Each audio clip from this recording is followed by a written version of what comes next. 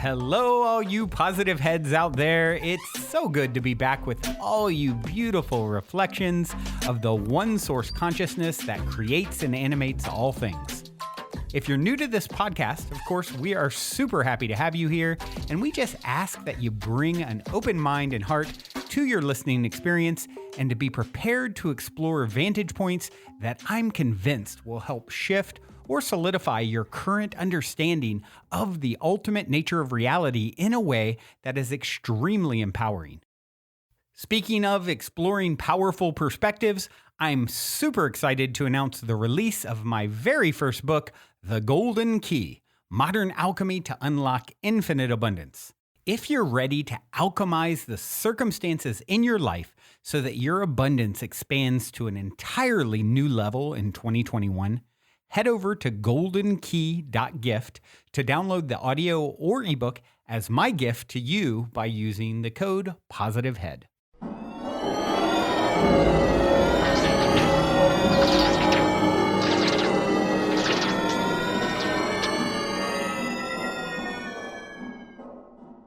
All right, all you positive heads, welcome to the show. So happy to be back here with you all. As always, let's see, what are we going to do today? I guess we can do anything we want, right? Well, I suppose I won't get too wild this morning as I record. I'll start where I like to start, reading reviews on iTunes. This one came in from a friend through the show. Amanda Elizabeth said, "The light in me sees the light in you. Last year, a dear friend stumbled upon your magical podcast and passed it along to me. I honestly had zero expectations the first time I tuned in, and I was instantly drawn to your truly honest, loving, positive, curious little soul, and ever since I've been hooked. I make sure to tune in weekly because I'm guaranteed an even brighter day with the knowledge I gain from every listen. You're so inspirational and the light we need more of in this world. Thank you so much for doing this labor of love, and expanding my mind to depths I wasn't fully aware existed. You have positively impacted my life completely. You're the best, Brandon, and I'm so happy I can call you my friend. Keep on keeping on. Your fellow Leo." Oh, thank you, Amanda. Amanda is an amazing soul. We actually met in person recently. I've met her and her partner, Brendan, and they're both amazing people and such beautiful reflections. And it's an extra wonderful experience to be able to meet any of you guys in person. And I'm sure there will be more of it in the future, and potentially some level, some sort of a positive head gathering at some point. It's not if, but when. And I imagine then I'll meet a whole bunch of you. So I very much look forward to that. Thank you, Amanda, for taking the time to write in. Love you. And for those of you who haven't written in, if you could please do so. You can review on iTunes. It's the one place where they allow reviews. And of course, they're the sort of the holy grail of all things podcasting, as I like to often say. So it helps us to reach new people. And for that matter, if you would, the same way Amanda's friend, actually Emma, I believe, is who she's referring to there, who I also will have the pleasure of meeting sometime in the very near future, is the one who turned her onto the show. So look how Emma impacted Amanda's life. So is there anyone in your life, perhaps, that would be ready for the content we discuss here on the show? If so, share with them. It helps the show to grow, and it helps, you never know how much impact, how far it will reach. They may be raising the future president of planet Earth. And you could be playing a direct role by injecting consciousness into that family. And so, yeah, if shout from the rooftops, if you will. Otherwise, let's see. Also, questions. I love getting questions from you guys. You can write in through the positivehead.com website, or just Brandon at positivehead.com, or on the Facebook group, Positive Heads. Getting awfully close to a couple thousand folks there, sharing, connecting, supporting each other, having their own meetups in local areas, which is so, so cool. I love that. And yeah. That's the things. That's the business, taking care of business this morning. Let's get into some discussion, shall we?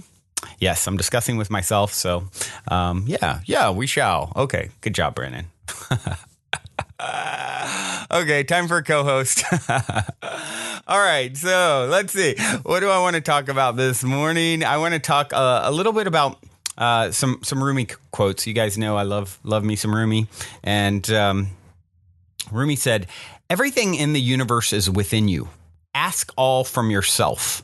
And I love this because there's so many times where the power is being put outside of us. You know, we don't have the power. We're disempowered. Our whole culture has sort of taught us there's lack of abundance. It's hard to achieve what you want. You can't get it. No one achieves that. I mean, yeah, sure. You see people on TV, you know, that's one in a bazillion. You can't do it. It's too difficult. Don't try. You know, all this programming that we have to go in and take out the garbage and clog out unclog our system, our brains, our hearts, our minds, our bodies have been clogged with all this disinformation about how disempowered we are. And, of course, one of the things that contributes to that is this idea, and not to knock anyone who's a part of any sort of organized religion. I was raised very conservative Christian, as you guys have heard me talk about before, but it's not something that really serves me at this point in my journey.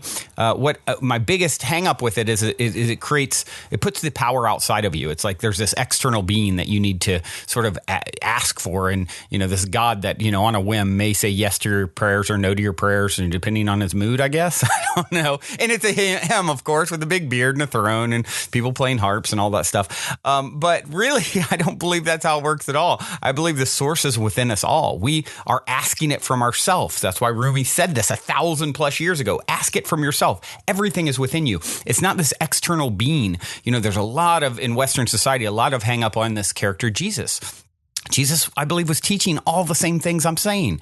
I and the Father are one. You can do greater things than I. With the faith of a mustard seed, you'll move a mountain. He was talking about all the same stuff. And people, it's hard enough for people to digest these days. Our modern man, we're so sophisticated and intelligent and, exploring the universe and all these things.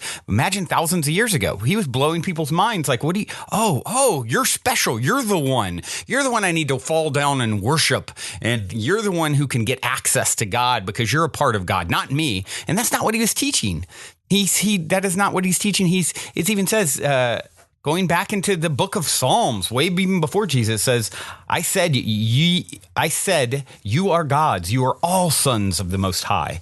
So that is something so overlooked, I feel like, right? In organized religion. It's like that was from Psalms, the Old Testament, so thousands of years before Jesus. And then Jesus quoted that, basically saying later in the book of John, Jesus answered them, "Is it not written in your law, I have said you are gods?" So what is the message here? It's all within you. You are asking it of yourself. There is no external barrier you have to go through to get to what it is that you want, the needs that you want met in your life.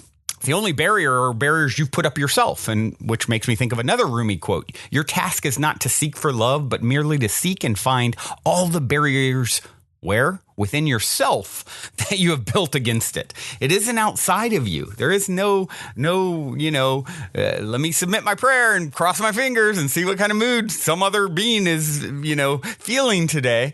Some other great being, because I'm surely not great. It's not the way it really is. And that is a wonderful realization to come to when you realize that all of it lies within you. Yes, you're the one who's created the circumstances that you have now that you don't like. The beautiful thing about it is you're the one who can undo that and create the circumstances that you do like. And by the way, you need that contrast to fully appreciate having what you do like. So be thankful that you've created all the stuff that you don't want, because it's a part of the journey too. So instead of hating on it, that's the biggest thing you can do, is wrap your arms around it, love it, appreciate it, understand it for exactly what it is and why it's there and why you are having this aha moment, these realizations at the process, in the point in the journey that you are, right? It's a perfect setup, and you're the one who set yourself up, right? So you're doing it to yourself. Guru Gobind Singh said, "You created the universe. You are the giver of pleasure and pain." So, wow, you've done it all. It's all you can't. The sweet's never quite as sweet without the sour. If you've had a lot of sour, don't hate on it. Don't be mad about it. Don't feel down about it. Understand, bring awareness, bring the light of awareness to the situation in which you find yourself. And as a result, you alleviate all the pain and resistance and separation and anger that you may feel because of it. All of that comes from a lack of understanding. A master embraces whatever shows up because they realize it is exactly what they need. And that includes what's happened to you in the past and what will happen to you in the future. It's all part of your design. It's all part of your self-created path. All right. Well, so I found a video here, and it's a very new video by Teal Swan, who was on the show not too long ago. Check out that interview if you have not. She's pretty incredible. And this particular clip is called "How to Meet Your Unmet Needs." And she goes into some great detail about, dealing with the barriers within ourselves. Take a listen.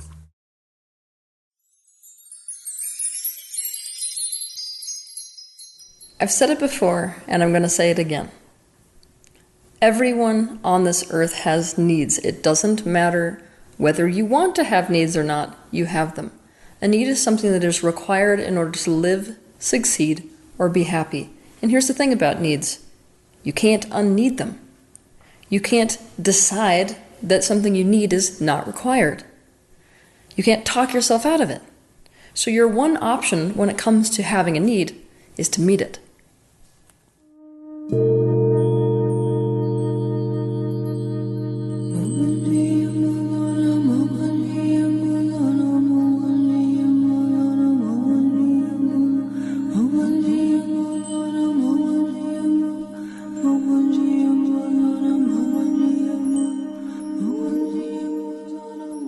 But this is easier said than done. Why is it easier said than done? Because we so often have aspects of us that are standing in the way of having the need met. This is not natural. You are born understanding that your needs will be met and that it will be easy. A baby is not born panicking that it will not get milk or worrying about having its diaper changed. To the baby, being cuddled is not an impossible dream. We learn through our trauma and our life experience that our needs will not be met, and worse than that our needs are not okay. A common pattern that we have is we go to the places where our needs can't be met in order to get our needs met. It's a little bit like going to an auto repair shop when you want to shop for food. Or it's the person who wants desperately to have a loving, connected partnership and yet directly opts for partners who are unavailable, who are avoidant in nature. The primary need in all beings is the need for love. But what's standing in the way of us being able to get this need met? Oftentimes it's thoughts like, love is not actually ever going to come to me. It's thoughts like, love is dangerous. If in our life experience, we experience love in the context of ulterior motives, we develop a belief that's embedded in our bodies that says that love cannot ever happen without a catch. Because of these types of barriers to love, we do not allow in the very thing we need and want so desperately. From this state, so often we are the person who is starving for food in a grocery store, convinced there's nothing to eat. The people in our life can see that they're giving us the very thing we need and want, but we can't take it in. We have to become aware of what we need. To do this, we have to be able to recognize the feeling of dissatisfaction, craving, wanting, emptiness, desperation.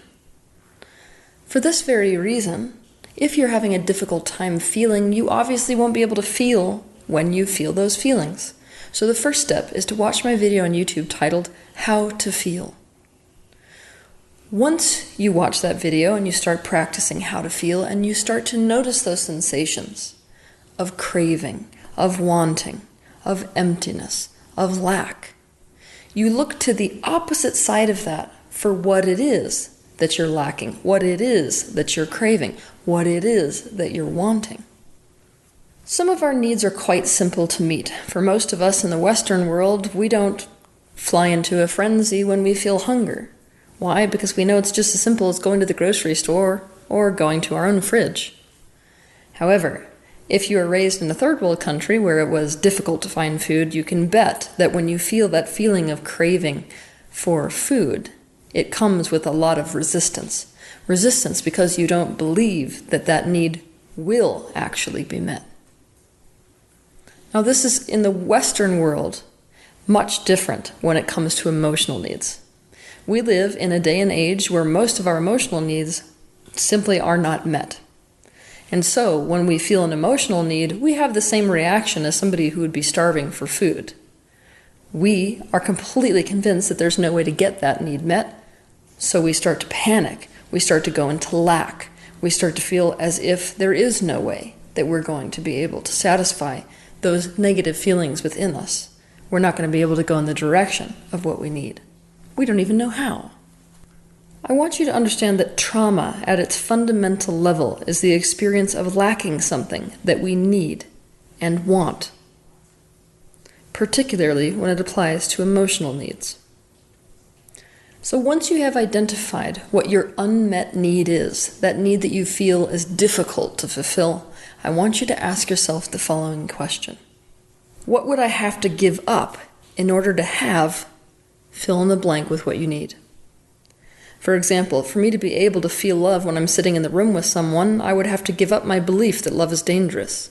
I would have to give up my constant thinking because my mind brings me out of the body so I can't feel connection to people as real people in the room.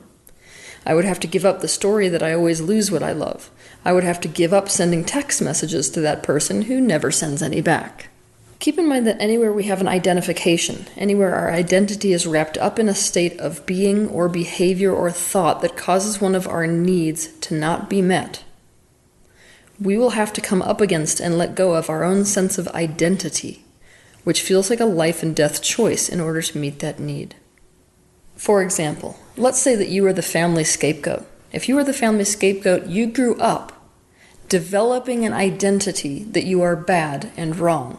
You didn't want it to be that way, but the ego, the ID, became attached to the concept of being bad and wrong. So let's say that you want love. Love is a direct contradiction to shame, which is feeling like something about you is bad or wrong.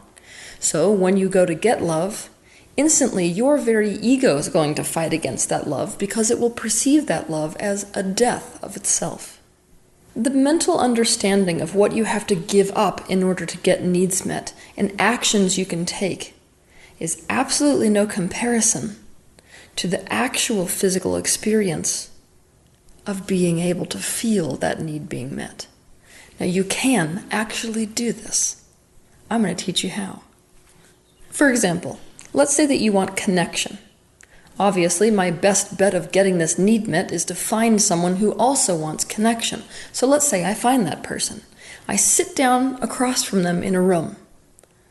What I do is I focus all of my attention on them and only them. I feel myself open up to them at an energetic level. I may open up even verbally by talking to them, if talking doesn't take me out of connection. And what I do is I watch the resistance that I have to that. I watch how my mind wants to take me away.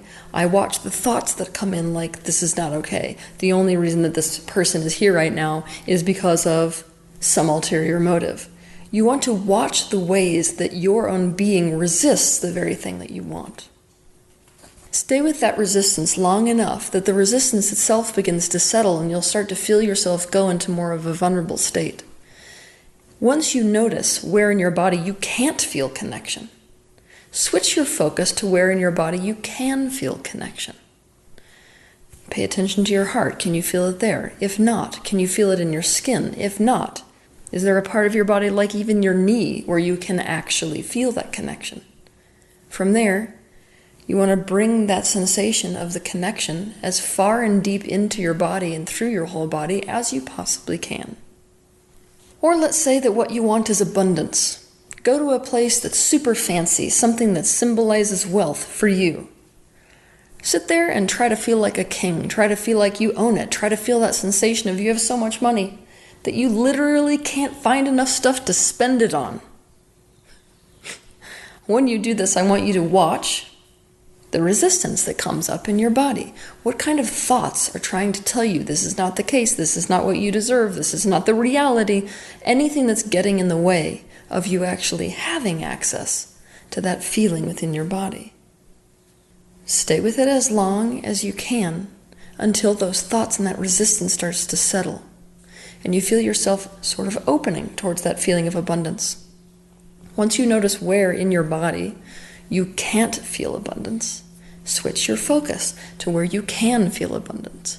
So maybe you can't feel it in your chest, maybe it's closed off to that sensation of having lots and lots and lots of money. But maybe in your arms, you do actually feel that feeling of expansion, that feeling of abundance, that feeling of wealth. Put all your focus there and spread that through your entire body if you can. I did a video a while back called Feeling Signatures. If you haven't watched that video, I highly suggest you watch it, or even if you have, go watch it again. Because I explained how people can use feeling signatures to make themselves feel better. But as this applies to meeting the unmet needs, it is so valuable. So for example, let's say that what I want is belonging, but I haven't really had a direct access with belonging, and so how the hell do I know what that feels like? What I do is I look for some experience I've had in the past that was the closest to what I think belonging might have felt like. So let's say for me, the closest I got to belonging was this memory I have of roasting marshmallows over a campfire. What I do is I take my attention and I place it fully and totally, as if like in a meditation, on that memory, on that experience, on the feeling of the marshmallows. When I feel that in my body, I spread that sensation through every cell, into my bone marrow, around every single organ. I use that sensation as a resource for belonging. The reality of this universe is that it is governed by the law of attraction, things of like frequency, match, and coalesce. This is the real reason that people who are born wealthy have no problem creating wealth. They do not often have many thoughts or actions or life experiences that contradict the frequency of wealth. In the absence of the contradiction, nothing is preventing them from manifesting that need immediately. When you release resistance to the things that are preventing you from having what you need, when you give up what you have to give up in order to get a need met, you can allow yourself to feel the opposite vibration of that lack. When you feel the opposite thing, the thing you need, and even more than that, when you recognize that you are feeling it, so it becomes real to your embodiment, the need is being met. Now, in a law of attraction-based universe, when that need starts getting met on that very deep, visceral, emotional, and embodied level, the law of attraction must respond to it. It responds by bringing this need to you in ever-increasing ways. It lines you up with the people who can meet those needs. It lines you up with ways that you can meet your own needs. It makes you coalesce with the circumstances to bring about the goals that you want to achieve. It's almost like the universe lays the path out for you to get those needs met, and it's no longer a question, because the how is done for you. Once you start this practice of meeting your unmet needs, especially those that you feel are out of your reach, there will no longer be a lack within your being. You will be restored to a state of wholeness. Have a good week.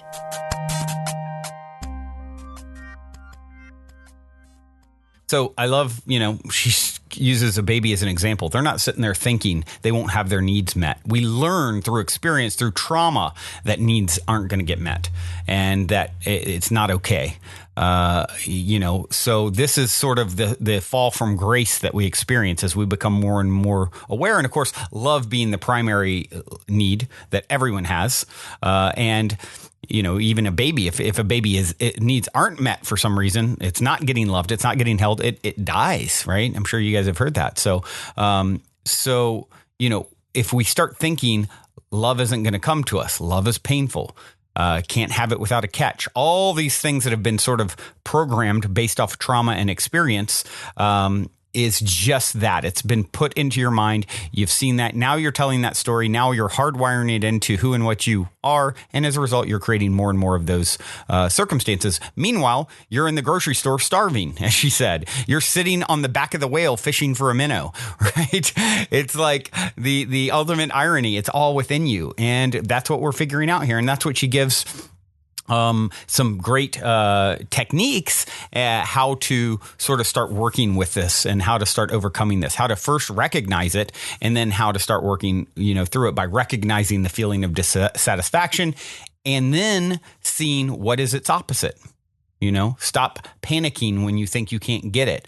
What would you have to get up to get it? And I love how she talks about how this has become our identity. So our ego will see it as its if you have shame as a big part of who you are and how you define yourself in your ego, it'll fight to keep it because it'll fight against love because it sees it as the death of itself. So when you can understand this ego part of self, this, EGO, everybody's greatest obstacle or edging God out, right? It is the part of you that is separate is sort of meant to help navigate the physical world, the physical dimension, but it's sort of taken over. And really the heart, love the soul should be steering the boat. And unfortunately, ego with most of us, a lot of us, is the one in charge. And it knows as you start to wake up to a lot of these truths, it means it's death. It means it loses its power, right? And so it starts fighting any way it can to sort of resist. So your job, watch that resistance.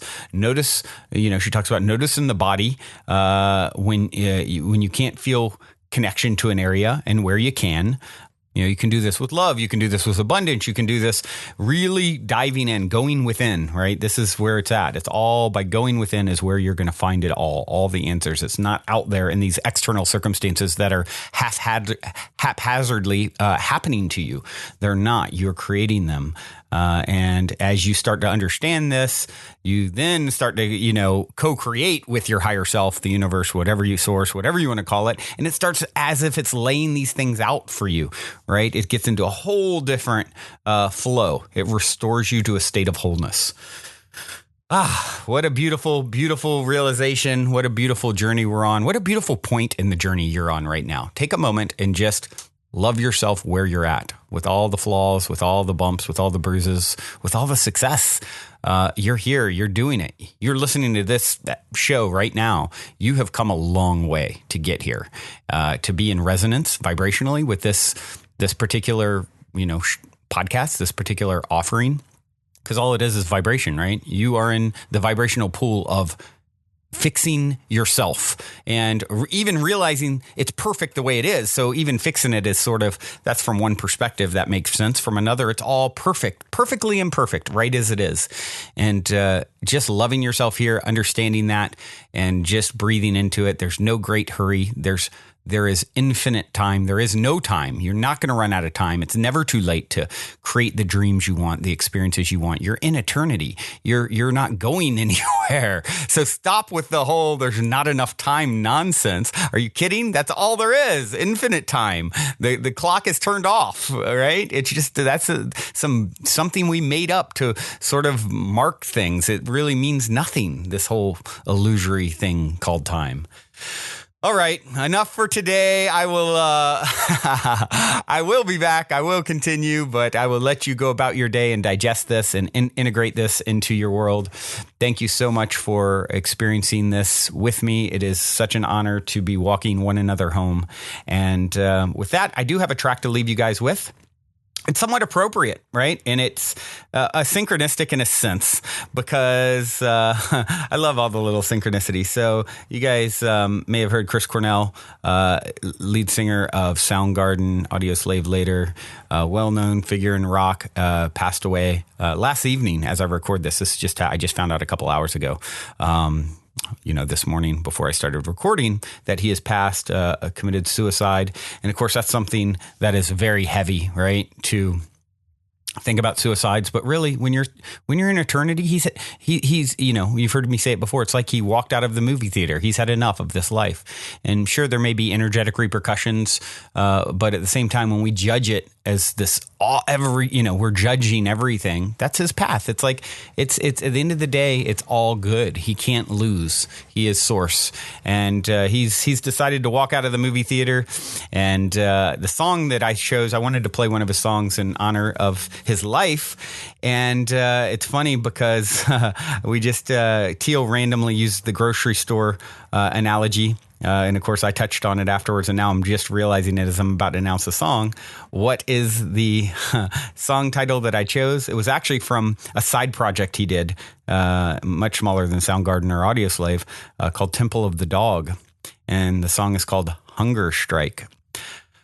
Hope you guys enjoy this track. Hope you guys enjoy your day, your moment, your life.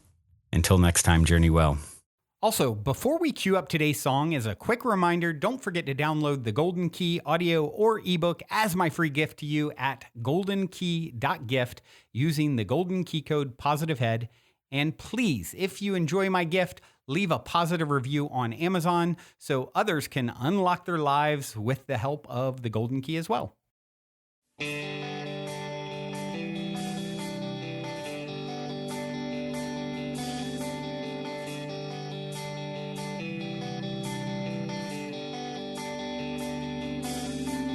I don't mind stealing bread from the mouths of decadence,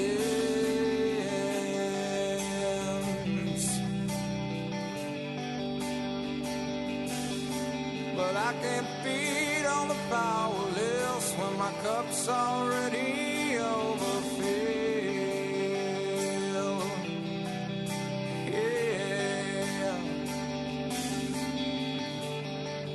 but it's on the table, the fire's cooking, and the farming babies with slaves are working. The blood is on the table and the mouths are choking. I'm going hungry. Yeah. I don't mind stealing bread from the mouths of decadence,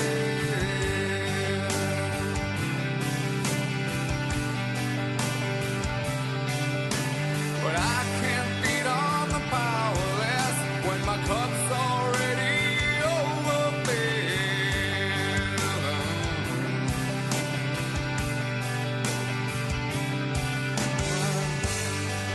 But it's on the table, the fire